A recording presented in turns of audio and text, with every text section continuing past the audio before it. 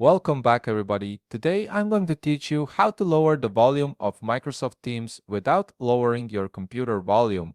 This is incredibly useful when you're in meetings but still want to hear notifications from other apps, or when Teams audio is just too loud compared to everything else on your system. Let's start by locating the audio icon on your taskbar.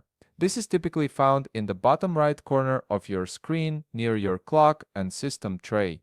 Once you've spotted it, go ahead and right-click on it. This will bring up a context menu with several audio-related options.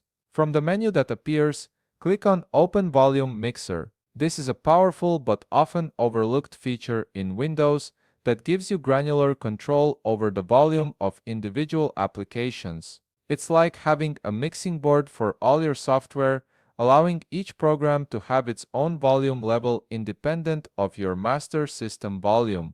Once the volume mixer opens, you'll see a window displaying all the apps that are currently running and producing audio. Take a moment to scan through these.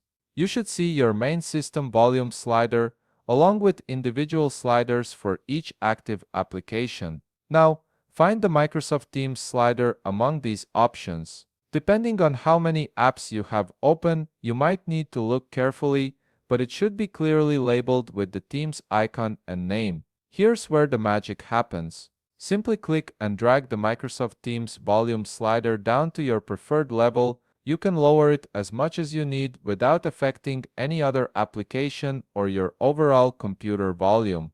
This means your music, browser videos, notification sounds, and everything else will stay at their current volumes while only Teams gets quieter.